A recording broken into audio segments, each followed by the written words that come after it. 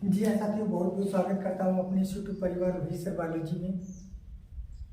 सबसे पहले आप लोगों को हम बताना चाहते हैं कि कक्षा 10 की जो बायोलॉजी है, परिवहन नामक जो टॉपिक है, जो प्रक्रम वाले लेसन से, तो उसमें से सबसे अंतिम हेडिंग आज हम वाष्प उत्सर्जन के बारे में बताएंगे।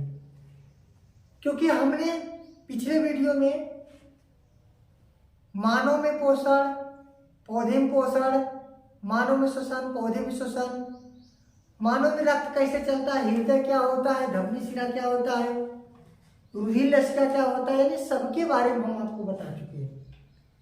तो आज हमारा अंतिम इस पार्ट की हेडिंग है वाष्पोत्सर्जन, जो 2 नंबर में पूछा जाता है। तो आप लोग थोड़ा ध्यान से देखिएगा और लास्ट तक देखिएगा। समझ में आ जाए तो कमेंट करिएगा, नए हो तो सब्सक्राइब करिए और शेयर जरूर करिए। चलिए शुरू करते हैं। सबसे पहले वाष्प उत्सर्जन होता क्या है। जैसे कि आप सभी लोगों को पता है कि जितने भी प्राणी होते हैं, चाहे वो प्लांट होता है, चाहे वो एनिमल होता है, चाहे वो जंतु होता है, चाहे वो पौधा होता है, सभी लोग अपना जीवन यापन करने के लिए भोजन करते हैं। और भोजन करने के उपरांत उनके शरीर में ये पूरा पहुंच जाता है, जैसे मानव में रक्त की सहायता जाता है और रक्त जो वो धमनी शिरा के माध्यम जाता है। तो भोजन करने के बाद तो इनमें कुछ अपशिष्ट पदार्थ बचते हैं। अपशिष्ट पदार्थ क्या होता है? ऐसा पदार्थ जो शरीर में जिसका कोई मतलब नहीं है या शरीर में उसका कोई उपयोग नहीं है, अर्थात वह एक प्रकार से वेस्ट मटेरियल है या उसका कोई मतलब यहाँ पे नहीं है। उन्हीं को बाहर निकालना ही क्या कहलाता है? उत्सर्जन कहलाता है। क्या कहलाता है? उत्सर्जन। यानी उपापचयी क्रिया के उपरांत या भोजन के पचने और अवशोषण के बाद बचे हुए अपशिष्ट या गंदे पदार्थ को बाहर निकाला जाता है, तो यह उत्सर्जन कहलाता है। सेम पेड़ पौधे में भी जब पेड़ पौधे अपना भोजन जब पेड़ पौधे अपना 6CO2 प्लस 12H2O माने ऊपर से कार्बन डाइऑक्साइड और जल, इसके बाद सनलाइट लेते हैं। क्या लेते हैं? सनलाइट लेते हैं। इसके बाद क्लोरोफिल बनाते हैं। ये तो सबको पता है, ये तो ले लेते हैं। इसकी उपस्थिति में ये अपना भोजन C6H12O6 के रूप में, ग्लूकोज के रूप में बनाते हैं।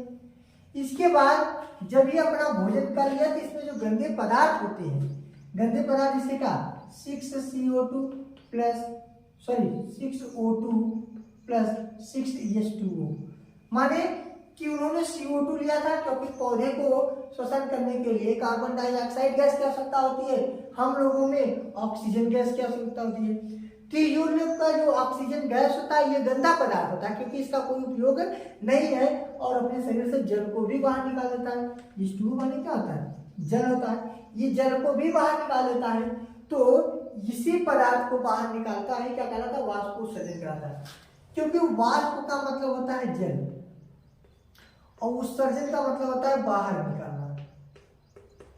उत्सर्जन माने क्या होता है? बाहर निकालना, माने जल को बाहर निकालने की क्रिया ही वाष्पोत्सर्जन कहलाता है। वाष्पोत्सर्जन कैसे होता है? आपको पता है कि जो पौधे में पत्तियां होती हैं, तो पत्तियों में छोटे छोटे छिद्र होते हैं जिन्हें रंध्र कहते हैं। और जो कोमल तना होता है, कैसा तना? जो कोमल तना होता है यानी एकदम मुलायम होता है, उसमें छोटे छोटे छिद्र को वातरंध्र कहते हैं। क्या कहते हैं? वातरंध्र। इन्हीं के सहायता से बाहर निकाल देता है, रंध्र की सहायता से या वातरंध्र की सहायता से ये गंदे जल को बाहर निकाल देता है, जिसका कोई कार्य नहीं होता है। इसी को वाष्पो उत्सर्जन कहा जाता है। अगर आपसे कोई पूछता है कि वाष्पो उत्सर्जन किसे कहते हैं, तो आप कहिएगा कि पेड़ पौधों में, किसमें? पेड़ पौधों में भोजन करने के उपरांत उनमें जो अपशिष्ट पदार्थ होते हैं, वो पदार्थ को पत्तियों में उपस्थित रंध्र की सहायता से बाहर निकालने की क्रिया को वाष्पोत्सर्जन कहा जाता है। जितने भी प्राणी होते हैं, अगर ये गंदे पदार्थ न निकाले तो एक प्रकार का विषैला पदार्थ भी बन जाएगा। अगर अपने शरीर से गंदे से पसीना निकला तो ये गंदा पदार्थ है, अगर इसको नहीं निकालेंगे तो ये विषैला पदार्थ भी बन जाएगा, अर्थात इसीलिए गंदे पदार्थों को बाहर निकाला जाता है। चलिए, हमें उम्मीद होगा कि आप लोगों को वाष्पोत्सर्जन जरूर समझना होगा। ज्यादा ज्यादा लाइक करिए, कमेंट करिए और शेयर करिए। अब आपको नेक्स्ट वीडियो मिलते हैं, तब तक के लिए जय हिंद।